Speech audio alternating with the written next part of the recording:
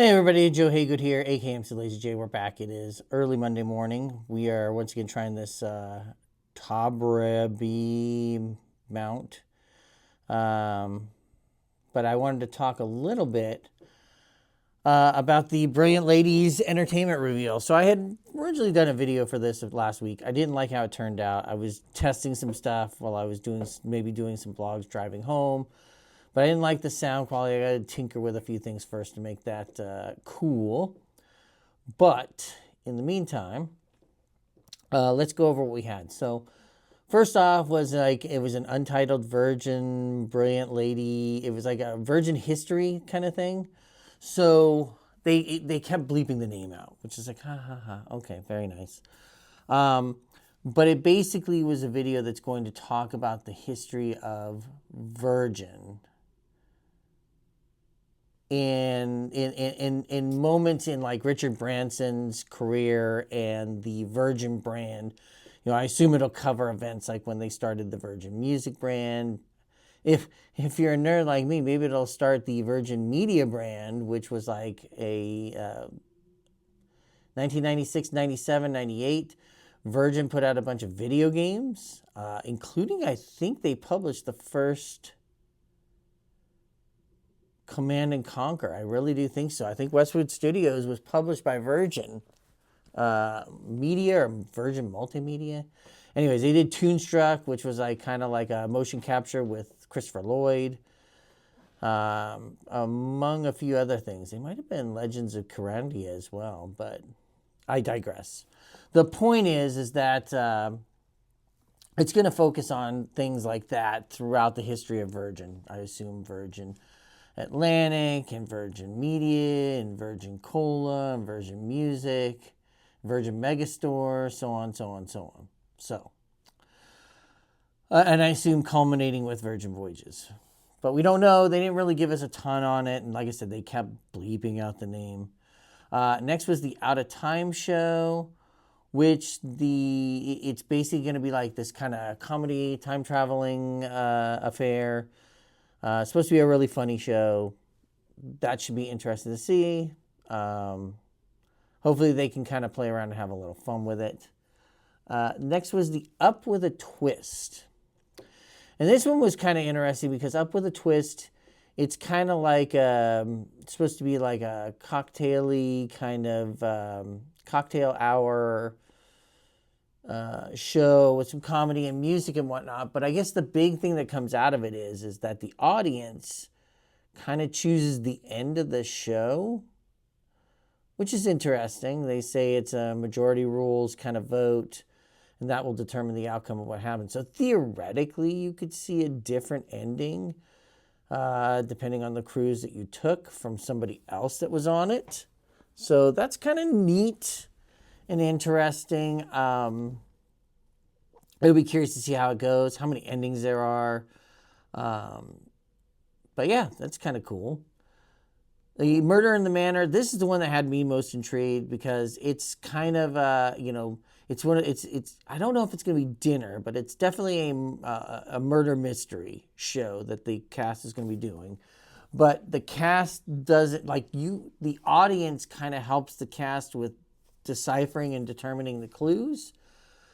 So that can kind of be cool. It's a nice way to get audience participation in it. I don't know. Adding a Virgin flair to that kind of murder mystery type show that I'm sure people have seen before. Next is Duets. And so Duets is supposed to be like, they said that the one thing that they felt was lacking on the ships right now was like dedicated jazz music. Now, I'll be honest, I'm not the hugest fan of jazz. It's not necessarily my thing, but hey, I get it. It is definitely a genre that people like. It's just not for me. But this show is going to kind of be focused on like jazz and jazz music, jazz infusion, jazz infused music, I should say. And it's going to be dedicated to that. So that should be kind of neat. If you're into jazz, I know that they have a lot of live music on board, and I'm assuming some of it probably does do some jazz at some point, but this is kind of a show that's dedicated to it. and has a dedicated purpose and focus towards it. The electric show.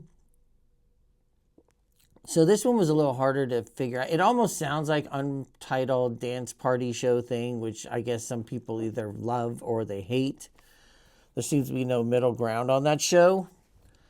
This is kind of, it sounded similar just because it's very,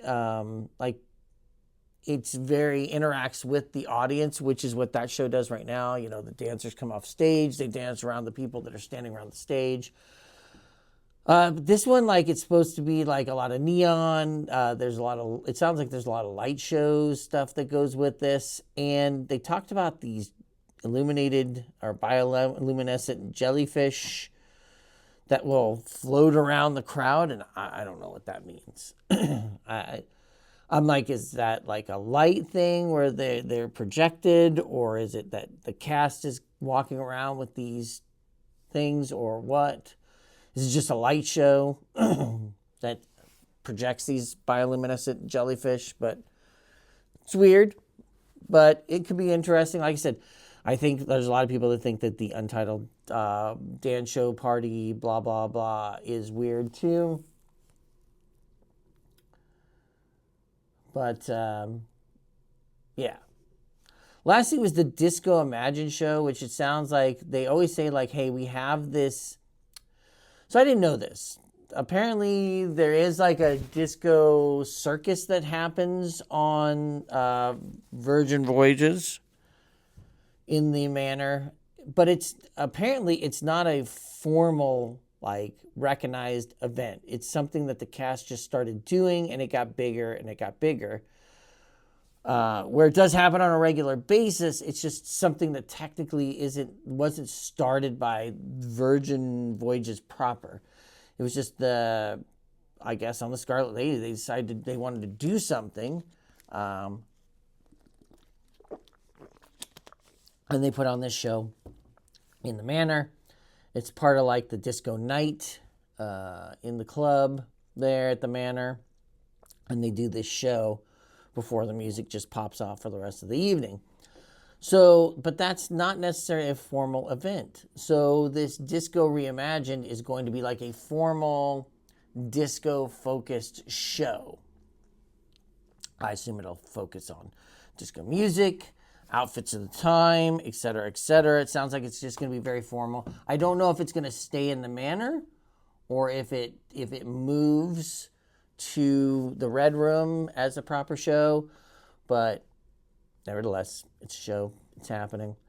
But the lineup sounds interesting. I don't know if any of these shows will be coming to the other ships. It sounds like they're trying to diversify the shows that you see depending on the boat that you're on. Like, you're not going to see Persephone unless you go on the Resilient Lady. You don't get to see ship show, but also there's the other one that I can't. Oh gosh, I can't even think of the other one. So it's on Valiant. It's the one where they have all the cardboard signs and everything, and I'm forgetting the name of it right now. But that's a show you only get on Valiant. I was actually kind of sad because we're going to be on Scarlet Lady. That was a show I was looking forward to, and it's like, no, it's not on that boat. So, and it sounds like rock. There's a new kind of comedy show with dinner that's happening on Scarlet Lady that's kind of taking the place of It's a Ship show. Sounds like that might be getting phased out too, but I don't know for certain. But to make sure I can post this on TikTok, I'm going to go ahead and finish this for now. So thanks everybody for watching. I will try to put something together later today. I am going to try doing another one driving home, so we'll see how that goes. But until next time, thanks everybody for watching. Bye.